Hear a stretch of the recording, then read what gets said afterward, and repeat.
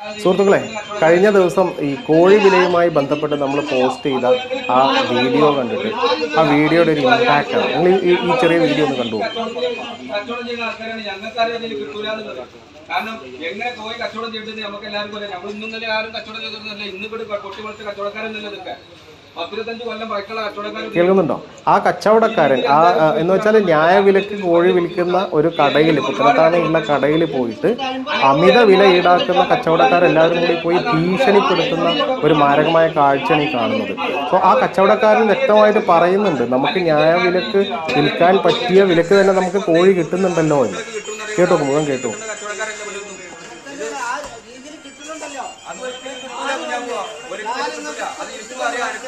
ഞങ്ങളൊക്കെ ഈ കച്ചവടം ചെയ്യുന്ന ആൾക്കാരാണ്. ഞങ്ങൾക്കറിയാം ഇതിൽ കിട്ടൂല എന്നുള്ളത്. കാരണം എങ്ങനെ കോഴി കച്ചവടം ചെയ്തത് നമുക്ക് എല്ലാവർക്കും അറിയാം. നമ്മൾ ഇന്നും തന്നെ ആരും കച്ചവടം ചെയ്തിരുന്നില്ല. ഇന്നും ഇവിടെ പൊട്ടി വിളിച്ച കച്ചവടക്കാരെന്നല്ല ഇതൊക്കെ. 15 കൊല്ലം പഴക്കമുള്ള കച്ചവടക്കാർ ഇതിലുണ്ട്. കേട്ടല്ലോ. അപ്പൊ ഈ ഭീഷണിപ്പെടുത്താൻ വരുന്ന ആളുകൾ പറയുന്നത് ഞാൻ ആ വീഡിയോയിൽ എന്തേ പറഞ്ഞുള്ളൂ, ഒരൊറ്റ ദിവസം 1 കിലോ കോഴി ഇറച്ചിയിൽ 44 രൂപയുടെ വ്യത്യാസം അനുഭവപ്പെടുന്നു എന്ന ഒരൊറ്റ ഫാക്ട് മാത്രമാണ് ഞാൻ പറഞ്ഞത്. ഞാൻ ആ വീഡിയോയിൽ ആരെയും വിമർശിക്കുകയോ അല്ലെങ്കിൽ ആരെങ്കിലും കുറ്റപ്പെടുത്തുകയോ ഒന്നും ചെയ്തില്ല. As A customer, as A consumer നമ്മൾ ഇതിനെപ്പറ്റി അറിഞ്ഞിരിക്കണമല്ലോ. അപ്പോൾ ഇത് എന്തുകൊണ്ടാണ് ഇങ്ങനെ സംഭവിക്കുന്നത്, ഇതിനെപ്പറ്റി അറിയുന്ന ആളുകൾ ഉണ്ടെങ്കിൽ ഒന്ന് കമൻറ്റ് ചെയ്യണം എന്നൊക്കെ പറഞ്ഞിട്ടാണ് ഞാൻ ആ വീഡിയോ ചെയ്തത്. സോ ഈ ഒരു കൂട്ടം ആളുകൾ ഇവരെ പിന്നെ ഈ ഗുണ്ടായിസം നമുക്ക് ഒരിക്കലും എന്ത് ചെയ്യാൻ കഴിയില്ല, നമ്മുടെ നാട്ടിൽ അനുവദിച്ചു കൊടുക്കാൻ കഴിയില്ല, അല്ലേ? ആരെങ്കിലും സാധാരണക്കാരന് ഉതകുന്ന വിലയിൽ അല്ലെങ്കിൽ ഒരു മാന്യമായ വിലയിൽ ഒരു സാധനം കച്ചവടം ചെയ്യുമ്പോൾ അത്തരം ആളുകളെ പോയി ഭീഷണിപ്പെടുത്തി ഇത് ഇവിടെ ഞങ്ങൾ സമ്മതിക്കില്ല, ഇങ്ങനെ കച്ചവടം ചെയ്യാൻ സമ്മതിക്കില്ല എന്ന് പറഞ്ഞു കഴിഞ്ഞാൽ അതിനെ നമ്മൾ ഒരു കാരണവശാലും അനുവദിക്കരുത്. കാരണം അത് പിന്നെ ഒരു ട്രെൻഡായി മാറുകയും ഇത് മറ്റു മേഖലകളിലേക്കൊക്കെ ഇത്തരം ഗുണ്ടായിസം കടന്ന് കയറുകയും ചെയ്യും, അല്ലേ? അപ്പോൾ ഇവർ പറയുന്ന, ഞാൻ ആ വീഡിയോയിൽ ചോദിക്കുന്നത് എന്താണ്, എന്തുകൊണ്ട് ഇങ്ങനെ വില വ്യത്യാസം വരുന്നു എന്ന് ചോദിക്കുന്നതിൻ്റെ ഒരു മറുപടി പറഞ്ഞാൽ മതിയല്ലോ. ഇവർ ആ ജനങ്ങളോട് പറഞ്ഞാൽ മതി. എന്തിനാണ് പാവപ്പെട്ട കച്ചവടക്കാരെ കുതിര കയറേണ്ട ആവശ്യം എന്താണ്? അപ്പോൾ ഇവർ പറയുന്ന ന്യായം നമ്മൾക്ക് കേൾക്കാൻ സാധിക്കും. അതിൽ എന്താണ്, ഞങ്ങളിവിടെ കുറച്ച് കച്ചവടക്കാരുണ്ട്, ഞങ്ങൾ 10-25 വർഷമായിട്ട് കോഴി കച്ചവടം ചെയ്യുന്നവരാണ്, ഞങ്ങളിവിടുത്തെ പാരമ്പര്യ കച്ചവടക്കാരാണ്, ഞങ്ങൾ ചെയ്യുന്ന പോലെ ചെയ്താൽ മതി, അങ്ങനെ അല്ലാതെ ഇവിടെ നടക്കില്ല എന്നൊക്കെയാണ് പറയുന്നത്. ആ കച്ചവടക്കാരൻ 2 പ്രാവശ്യം ആ വീഡിയോ ശ്രദ്ധിച്ചാൽ നിങ്ങൾക്ക് മനസ്സിലാവും. 2 പ്രാവശ്യം, അത് രാത്രി എങ്ങാണ്ട് ഷൂട്ട് ചെയ്തിട്ടുള്ളൊരു വീഡിയോ ആണ്, കുറച്ച് ബഹളമുണ്ട്. എന്നാലും 2 പ്രാവശ്യം അദ്ദേഹം വ്യക്തമായിട്ട് പറയുന്നുണ്ട്, നമുക്ക് മാന്യമായ വിലക്ക് കച്ചവടം ചെയ്യാൻ സാധിക്കുന്ന രീതിയിലല്ലേ കോഴി കിട്ടുന്നതെന്ന്. അതിന് ഇവർ പറയുന്ന ന്യായം എന്താണ്, നിനക്ക് അങ്ങനെ കിട്ടുന്നുണ്ടാവും, ഞങ്ങൾക്ക് അങ്ങനെ കിട്ടുന്നില്ല എന്നാണ്. അതെന്തൊരു ന്യായമാണ്? വളരെ അത്ഭുതകരമായ ഒരു ന്യായമാണത്. കാരണം ഇവിടെ നമ്മളിപ്പോൾ ഒരു താലൂക്കിലുള്ള കുറച്ച് കച്ചവടക്കാർക്ക് ഒരു വിലക്കും ബാക്കി കച്ചവടക്കാർക്ക് വേറൊരു വിലക്കുമാണോ ഈ സപ്ലയേഴ്സ് സാധനം കൊടുക്കുന്നത്? അങ്ങനെയാണെങ്കിൽ ഈ ആളുകൾ പോയി കച്ചവടം ഉണ്ടാക്കേണ്ടത് ആരുടെ അടുത്താണ്? ആ സപ്ലയേഴ്സിൻ്റെ അടുത്താണ്. ഈ പാവപ്പെട്ട കച്ചവടക്കാരനെ പോയി ഭീഷണിപ്പെടുത്തേണ്ട കാര്യം എന്താണ്? സോ ഒരു താലൂക്കിൽ തന്നെ 8-10 കടകളിൽ വളരെ വലിയ വ്യത്യാസത്തിൽ കോഴി വിൽക്കാൻ സാധിക്കുന്നു എന്നതിൽ നിന്ന് തന്നെ സാധാരണക്കാരായ ആളുകൾക്ക് മനസ്സിലാവും അങ്ങനത്തെ ഒരു റേറ്റിനാണ് ഈ കോഴി ഇവിടെ ഹോൾസെയിലേഴ്സ് സപ്ലൈ ചെയ്തുകൊണ്ടിരിക്കുന്നതെന്ന്. അപ്പോൾ ഇവർക്ക് യാതൊരു ന്യായവും പറയാനില്ല, വ്യക്തമായ ഒരു കാരണം പറയാനില്ല എന്നാണ് ഇവരുടെ ഒരു ആക്ടിവിറ്റി നമുക്ക് മനസ്സിലാവുന്നത്. വ്യക്തമായ കാരണം പറയാനുണ്ടെങ്കിൽ ഇവർക്ക് അസോസിയേഷൻ ഉണ്ടായിരിക്കും, യൂണിയൻ ഉണ്ടായിരിക്കും, അവർ ഒരു പത്രക്കുറിപ്പ് ഇറക്കുകയോ അല്ലെങ്കിൽ അവർ സ്വന്തമായിട്ടൊരു വീഡിയോ ചെയ്താൽ മതിയല്ലോ. ആരെയും പോയി ഭീഷണിപ്പെടുത്തേണ്ട കാര്യമൊന്നുമില്ലല്ലോ. പോയിട്ടൊരു ഒരു വീഡിയോ ചെയ്യുക, ഇങ്ങനെയൊക്കെ കാരണങ്ങളുണ്ട്, സോ ആ കടകൾ ഇത്ര വിലക്ക് വിൽക്കുന്നത് ഇന്ന രീതിയിലാണ്, ഞങ്ങൾക്ക് സാധനം കിട്ടുന്നത് ഇതുപോലെയാണ്, അപ്പം ഞങ്ങൾക്ക് ആ വിലക്ക് ഇത്രയും വില ഈടാക്കിയാലേ ഞങ്ങൾക്ക് ലാഭമുള്ളൂ എന്ന് അവർ ജനങ്ങളോട് പറയട്ടെ. നമുക്ക് ചൂസ് ചെയ്യാമല്ലോ. എല്ലാ മേഖലയിലും പിന്നെ പല വിലക്ക് വിൽക്കുന്ന പ്രോഡക്ട്സ് നമ്മൾ വാങ്ങാറുണ്ട്. ഓരോരുത്തരും അവനവൻ്റെ പോക്കറ്റിനനുസരിച്ചാണ് സാധനം വാങ്ങിക്കുന്നത്. അപ്പോൾ ഇവരൊരു എന്താ പറയുക, നമ്മൾ UP മോഡൽ അല്ലെങ്കിൽ ബീഹാർ മോഡൽ എന്നൊക്കെ പറയുന്ന രീതിയിൽ ഞങ്ങൾ പറയുന്ന പോലെ കച്ചവടം ചെയ്താൽ മതി, അല്ലെങ്കിൽ ഞങ്ങൾ ചെയ്യുന്ന പോലെ ചെയ്താൽ മതി, അത് മാത്രമേ ഇവിടെ നടക്കുകയുള്ളൂ, അല്ലാത്തവരെ ഞങ്ങൾ ചെയ്യാൻ സമ്മതിക്കില്ല എന്ന രീതിയിലാണ് ഇത്രയും ആളുകൾ സംഘടിച്ച് രാത്രി സമയത്ത് ഒരു പാവപ്പെട്ട കച്ചവടക്കാരനെ പോയി ഭീഷണിപ്പെടുത്തുന്നത്. സോ നമ്മൾ ഒരിക്കലും ഇത് അനുവദിച്ചു കൊടുക്കാൻ പാടില്ല. As A customer, as A consumer നമുക്ക് എന്ത് വേണം? നമുക്ക് ന്യായവിലക്ക് സാധനം കിട്ടണം.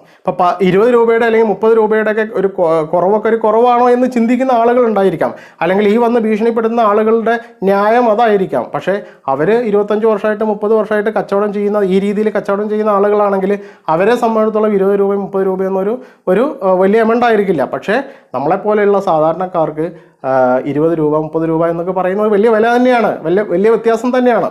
അപ്പോൾ അതുകൊണ്ട് എൻ്റെ പ്രിയപ്പെട്ട സുഹൃത്തുക്കളോട് പറയാനുള്ളത്, വ്യാപാരികളോട് പറയാനുള്ളത്, ഈ വിഷയത്തിൽ എന്തുകൊണ്ട് ഇങ്ങനെ സംഭവിക്കുന്നു എന്ന് നമ്മുടെ സന്ദേശം സിനിമയിൽ ചോദിച്ചതുപോലെ എന്തുകൊണ്ട് നമ്മൾ പരാജയപ്പെട്ടു എന്ന് നേരിട്ട് ഇങ്ങോട്ട് പറഞ്ഞാൽ പോരെ എന്ന് ചോദിച്ചതുപോലെയാണ് നമുക്ക് ചോദിക്കാനുള്ളത്.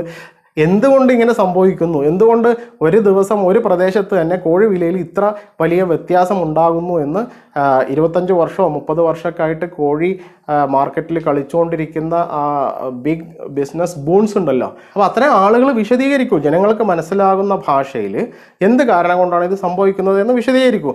അല്ലെങ്കിൽ മാന്യമായ ന്യായമായ ഒരു വിലക്ക് നിങ്ങളും വിൽക്കാൻ തയ്യാറാവൂ. ജനങ്ങളോട് ഒരല്പം ദയ കാണിക്കൂ സുഹൃത്തുക്കളെ.